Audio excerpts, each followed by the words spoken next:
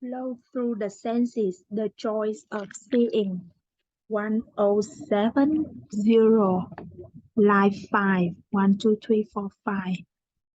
Menander, the classical poet, well expressed the pleasure we can derive from just watching the nature. The sun that lights us on, the stars, the sea, the chain of clouds, the spark of fire. If you live 100 years or only a few, you can never see anything higher than them. The visual arts are one of the best training grounds for developing these skills. 1073. Not only great works of art produce such intense flow experiences for the trained eye, even the most mundane sights can be delightful. A man who lives in one of Chicago's suburbs and takes the elevated train to work every morning says, on a day like this, or days when it's crystal clear, I just sit in the train and look over the roofs of the city because it's so fascinating to see the city, to be above it, to be there but not be a part of it, to see these forms and these shapes. These marvelous old buildings, some of which are totally ruined, and I mean just the fascination of the thing, the curiosity of it. I can come in and say, coming to work this morning was like coming through a sheer pre precisionist painting because he painted rooftops and things like that in a very crisp, clear style. It often happens that someone who totally grabbed up in a means of visual expression sees the world in those terms, like a photographer looks at the sky and says, "This is Kodachum sky. Way to go, God! You are almost as good as Kodak." Clearly, it takes training to be able to derive the degree of sensory delight from seeing.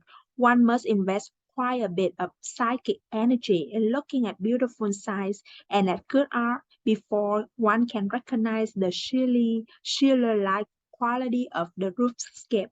But this is true of all flow activities. Without cultivating the necessary skills, one cannot expect to take true enjoyment in a pursuit.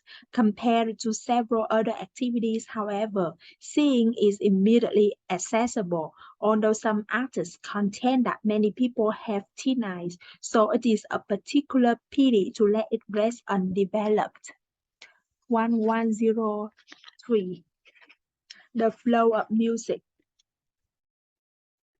1103. 1, 2, 3. Life 5.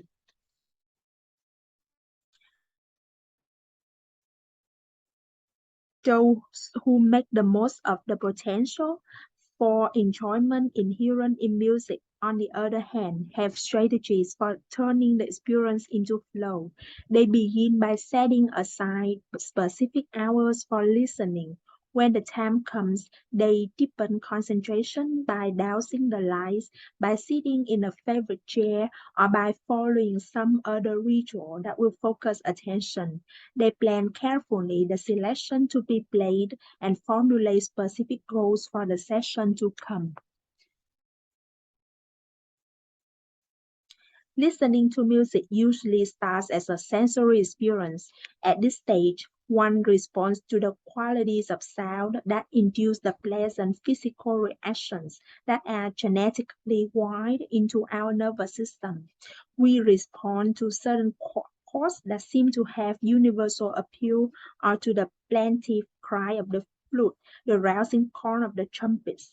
We are particularly sensitive to the rhythm of drums and bass, the beat on which rock music rests, and which some content is supposed to remind the listener of the mother's throbbing heart first heard in the womb.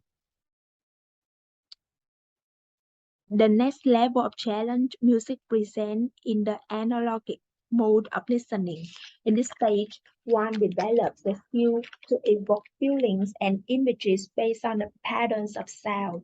The mouthful saxophone passage recalls the sense of awe one has when watching storm clouds build up over the prairie.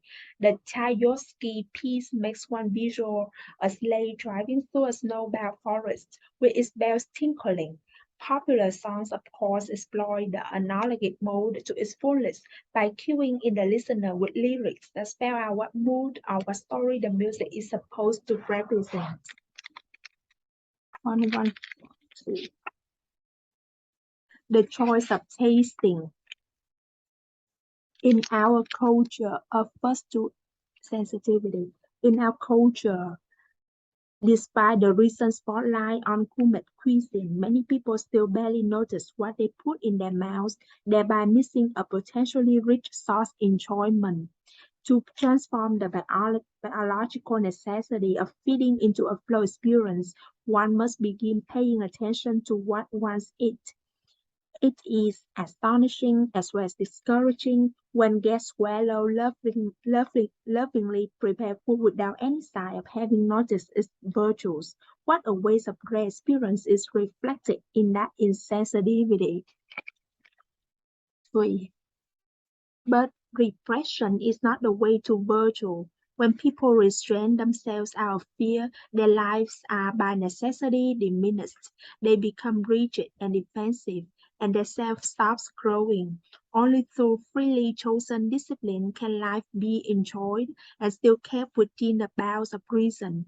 If a person learns to control his instinctual desires, not because he has to, but because he wants to, he can enjoy himself without becoming addicted. A fanatical devotee of food is just as boring to himself and to others as an ascetic who refuses to indulge his taste. Between these two extremes, there is quite a bit of room for improving the quality of life. To realize the body's potential for flow is relatively easy. It does not require special talents or great expenditures of money. Everyone can greatly improve the quality of life by exploring one or more previously ignored dimensions of physical abilities.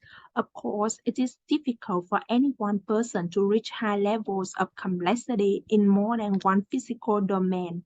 The skills necessary to become good athletes, dancers, or connoisseurs of sight, sound, or taste are so demanding that one individual does not have enough psychic energy in his working lifetime to master more than a few.